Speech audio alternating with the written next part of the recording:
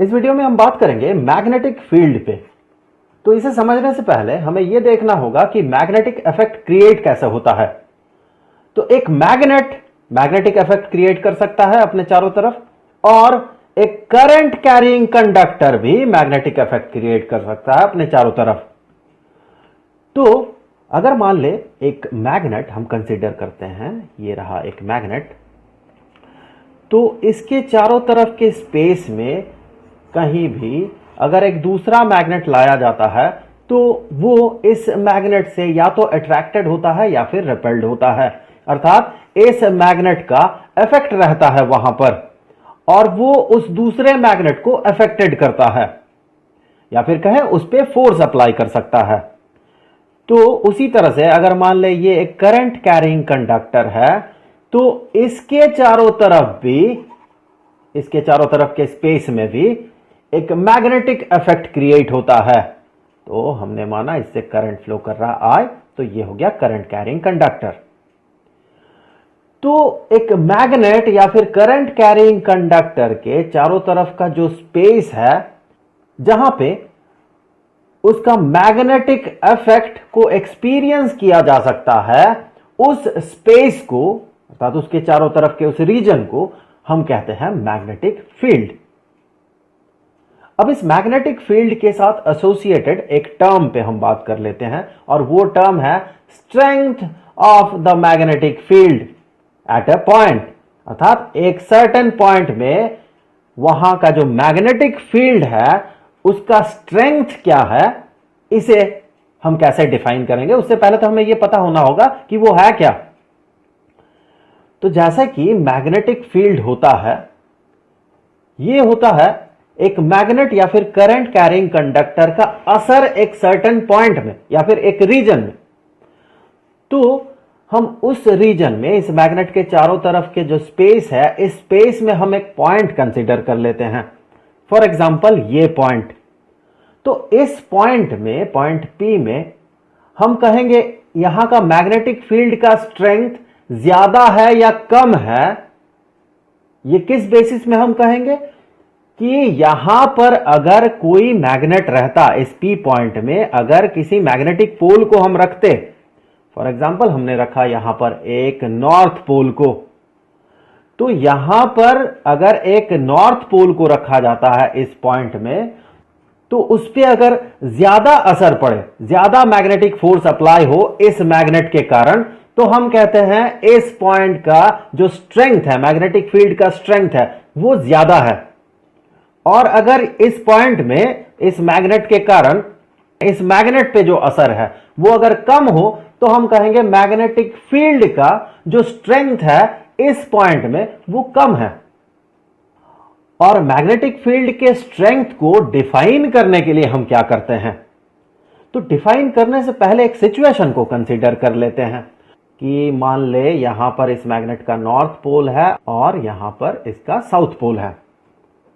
तो ऑब्वियस सी बात है, नॉर्थ पोल इस नॉर्थ पोल के करीब है और मैग्नेट का साउथ पोल इस दूसरे नॉर्थ पोल से दूर है। तो यहां पर इस P पॉइंट में नॉर्थ पोल का असर साउथ पोल के रेस्पेक्ट में ज्यादा होगा, तो हम कह सकते हैं यहां पर एक फोर्स ऑफ रेपल्शन काम करेगा, नेट फोर्स ऑफ रेपल्शन। तो कन्वीनियंस के लिए अभी हम क्या कर रहे हैं कि मान रहे हैं कि साउथ पोल का असर इसमें नहीं पड़ रहा, बहुत कम पड़ रहा है। कि मान लेते हैं ये बार मैग्नेट बहुत लंबा है, तो ये साउथ पोल इस P पॉइंट से काफी दूर है, तो उसका असर नेग्लिजिबली स्मॉल है। तो हमने कन्वीनियंस के लिए ऐसा माना। अब देख ले कि मान ले इस मैग्नेट का जो ये नॉर्थ पोल है उसका पोल स्ट्रेंथ है m1 और यहां पर जो ये नॉर्थ पोल है इसका स्ट्रेंथ है, मान लेते हैं 1 यूनिट।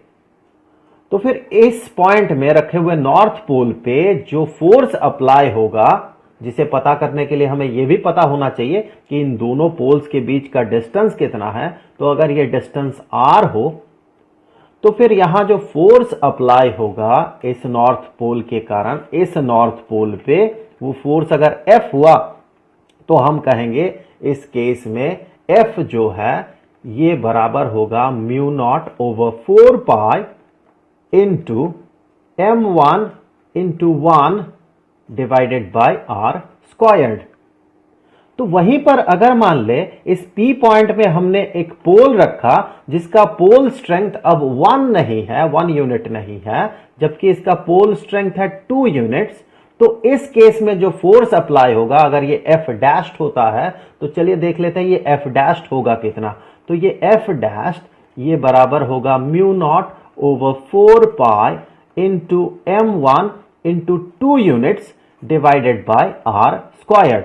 अगर आप ध्यान से देखें तो आप पाएंगे कि ये F डैश्ड F का दुगना होगा, क्योंकि ये सारे टर्म्स ये कांस्टेंट है, दोनों ही केस में सेम है, पर पहले केस में 1 मल्टीप्लाइड है और दूसरे केस में 2 मल्टीप्लाइड है, अर्थात उस पोल का जो स्ट्रेंथ है उसे हम यहां पर मल्टीप्लाई कर रहे हैं इस कांस्टेंट टर्म के साथ। इसका मतलब अगर हम यहां पर इस पोल स्ट्रेंथ को 3 बना देते हैं, 3 यूनिट का पोल स्ट्रेंथ, तो जो फोर्स अप्लाई होगा F डबल डैश ये अब F का 3 गुना हो जाएगा। तो इसका मतलब इस पॉइंट में हम जितना ज्यादा स्ट्रेंथ का पोल रखेंगे उस पे मैग्नेटिक फोर्स उतना ज्यादा अप्लाई होगा। अगर हम 1 यूनिट का पोल रखें तो उस पे जो फोर्स अप्लाई होगा, अगर हम 2 यूनिट का पोल रखें यहां पर तो वही फोर्स अब दुगना हो जाएगा। उसी तरह से 3 यूनिट का अगर पोल रखते हैं हम तो यही फोर्स 3 गुना हो जाएगा। तो हम इस पॉइंट में एक बिहेवियर एसोसिएट कर सकते हैं और उस पॉइंट के उस बिहेवियर के साथ अगर इस पोल स्ट्रेंथ को हम मल्टीप्लाई कर दें तो इस पॉइंट में रखे हुए उस पोल पे अप्लाइड फोर्स हम पता कर सकते हैं। देखिए अगर ये टर्म हमें पता हो इस पॉइंट के लिए, P पॉइंट के लिए, तो अगर वहां पर हम 1 यूनिट का मैग्नेटिक पोल रखते हैं तो उस 1 यूनिट को मल्टीप्लाई कर देंगे उस एक्सप्रेशन के साथ तो हमें यहां का फोर्स पता चल जाएगा। अगर वहां पर हम x यूनिट का, यहां पर अगर मान ले हम x यूनिट का पोल रखते हैं, x यूनिट का, तो फोर्स पता करने के लिए मान ले अब ये फोर्स है F1, तो फोर्स पता करने के लिए हम क्या करेंगे, mu naught over 4 pi into M1 divided by are squared इस टर्म के साथ मल्टीप्लाई कर देंगे यहां रखे हुए पोल का पोल स्ट्रेंथ को, अर्थात x को हम मल्टीप्लाई कर देंगे। तो अगर किसी तरह से हम इस पॉइंट के लिए यह पता कर ले कि इस पॉइंट में अगर यूनिट पोल स्ट्रेंथ का पोल रखा जाए तो उसमें कितना फोर्स अप्लाई होगा, तो किसी भी पोल स्ट्रेंथ का पोल यहां पर रखे तो हम यह पता कर सकते हैं कि उस पोल में फोर्स, मैग्नेटिक फोर्स कितना अप्लाइड होगा। तो अगर इस P पॉइंट में हम यूनिट स्ट्रेंथ का या फिर कहें 1 यूनिट का मैग्नेटिक पोल रखते हैं तो उस मैग्नेटिक पोल में जो फोर्स अप्लाइड होगा, मैग्नेटिक फोर्स अप्लाइड होगा, उसी को कहा जाता है उस पॉइंट का strength of magnetic field. Magnetic field का स्ट्रेंथ पता करने के लिए हमें इस P पॉइंट में जो पोल रखना होगा वो पोल होगा यूनिट स्ट्रेंथ का। ऐसा यूनिट में बात करें तो 1 एम्पियर मीटर का पोल हम यहां पर रखेंगे, तो इस केस में जो फोर्स अप्लाइड होगा ये न्यूमेरिकली सेम होगा मैग्नेटिक फील्ड के स्ट्रेंथ के। सो ये बराबर होगा, न्यूमेरिकली बराबर होगा स्ट्रेंथ ऑफ मैग्नेटिक फील्ड के। और इस स्ट्रेंथ ऑफ मैग्नेटिक फील्ड या फिर कहें मैग्नेटिक फील्ड स्ट्रेंथ को हम डिनोट करते हैं लेटर B से, और चूंकि ये एक वेक्टर क्वांटिटी है तो हम इसे एज वेक्टर शो करते हैं। अब देखते हैं इसका SI यूनिट क्या होना चाहिए। तो उसके लिए मान ले कि हम एक सर्टेन पॉइंट, ये पॉइंट हो गया मान ले कि Q, इस Q पॉइंट में बने मैग्नेटिक फील्ड को पता करना चाहते हैं और हमने आर्बिट्ररीली यहां पर एक पोल रखा जिसका स्ट्रेंथ है M। और यहां जो फोर्स अप्लाई हो रहा इस पोल में, ये फोर्स है F। तो फिर यहां का मैग्नेटिक फील्ड हम कैसे पता करेंगे, या फिर मैग्नेटिक फील्ड स्ट्रेंथ कैसे पता करेंगे इस Q पॉइंट में? तो देखिए, मैग्नेटिक फील्ड स्ट्रेंथ पता करने के लिए इस पॉइंट में हमें क्या करना होगा, इस जगह पे हमें एक यूनिट स्ट्रेंथ का पोल रखना होगा, जबकि हमने इस केस में m स्ट्रेंथ का पोल रखा है। तो अगर m स्ट्रेंथ के पोल के कारण F फोर्स अप्लाइड हो, तो यूनिट स्ट्रेंथ के पोल के कारण F divided by m force apply होगा। सो यही है मैग्नेटिक फील्ड स्ट्रेंथ। तो फिर अगर यूनिट की बात करें तो SI unit of magnetic field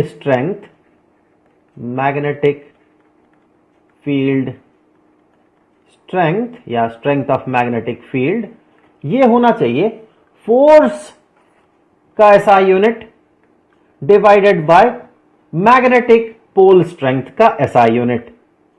तो फोर्स का SI यूनिट है न्यूटन और मैग्नेटिक पोल स्ट्रेंथ का SI यूनिट है एम्पियर मीटर।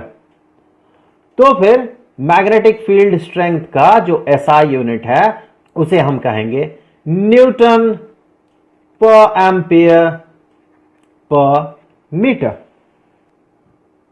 तो हमने देखा कि किसी भी पॉइंट का अगर मैग्नेटिक फील्ड स्ट्रेंथ हमें पता हो, तो उस पॉइंट में रखे गए किसी भी मैग्नेटिक पोल का, अगर उसका पोल स्ट्रेंथ हमें पता है, तो किसी भी मैग्नेटिक पोल पे अप्लाइड मैग्नेटिक फोर्स को हम पता कर सकते हैं।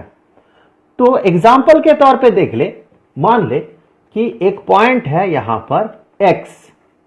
इस X पॉइंट का जो मैग्नेटिक फील्ड स्ट्रेंथ है वो है 5 न्यूटन पर एम्पियर पर मीटर। तो इस पॉइंट में, इस X पॉइंट में अगर एक पोल रखा जाता है, उस पोल का स्ट्रेंथ है 2 एम्पियर मीटर।